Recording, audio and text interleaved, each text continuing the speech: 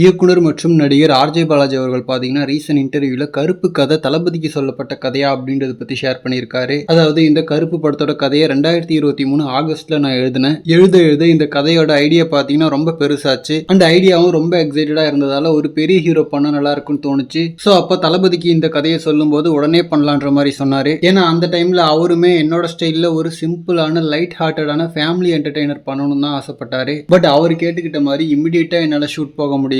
So இன்னும் இதை ப்ராப்பரா எழுதி முடிக்க எனக்கு கொஞ்சம் டைம் வேணும்னு சொல்லியிருந்தேன் அவர்கிட்ட. பட் அந்த டைம்ல தான் கரெக்டா அவரு பாலிடிக்ஸ்க்கு வந்துட்டாரு. பட் இருந்தாலுமே தளபதியை மீட் பண்ணி இந்த கதையை சொன்னது எனக்கு ரொம்பவே சந்தோஷம் தான். ஏன்னா இந்த ஸ்டோரி பத்தி தளபதியோட டிஸ்கஸ் பண்றப்ப இந்த கதை நிறைய பரிமாணங்களை அடைஞ்சது. சோ தளபதி பண்ண முடியலன்னதுக்கு அப்புறம் தான் இந்த கதையை சூர்யா அவர்களுக்கு சொன்னேன். அவருக்கும் கதை ரொம்ப பிடிச்சி ஷூட் போலான்னு சொல்லிட்டாரு. அதுக்கப்புறம் சூர்யா அவர்களுக்காக சின்ன சின்ன சேஞ்சஸ் மட்டும் பண்ணேன். அண்ட் இந்த கதையை நீங்க எழுத ஸ்டார்ட் பண்ணும்போது மூக்குத்தி அம்மன் 2 பண்ணணும்னு சொல்லிட்டு பிளான் பண்ணீங்களா அப்படின்னு கேட்டதுக்கு இல்ல, மூக்குத்தி அம்மன் 2 பண்ணணும்ன்ற ஐடியாவே எனக்கு இல்ல. தயாரிப்பாளர்கள் அதுக்கு பார்ட் 2 பண்ணணும்னு டிசைட் பண்ணி சுந்தர்சி அவர்கள் வச்சு இப்போ பண்றாங்க. மத்தபடி இந்த கதைக்கும் அதுக்கெல்லாம் சம்பந்தம் இல்ல. கருப்பு படம் பாத்தீங்கன்னா ஒரு ஸ்ட்ராங்கான ஓப்பனிங்கோட ஃபன் இன்டர்வல் ஃபைட்டோட ஒரு பவர்ஃபுல்லான கிளைமேக்ஸோட இருக்கும். ஏன்னா சூர்யா அவர்கள் பெரிய ஹீரோன்றதால அவருக்கு ஏத்த மாதிரி சாங் ஃபைட்டு காமெடின்னு சொல்லிட்டு எல்லாமே வச்சிருக்கேன். அதே சமயம் ஒரு ஸ்ட்ராங்கான ஸ்டோரியும் இருக்கும். இதை எல்லாத்தையுமே ஒன்னா பண்றது கொஞ்சம் கஷ்டமா தான் இருந்துச்சு. பட் பண்ணியிருக்கேன். சூர்யா அவர்கள் மாதிரி ஒரு பெரிய ஆக்டர் பண்றதால அது கொஞ்சம் ஈஸியாவே இருந்துச்சு அப்படின்ற மாதிரி கருப்பு ஸ்டோரி பத்தி ஷேர் பண்ணியிருக்காரு.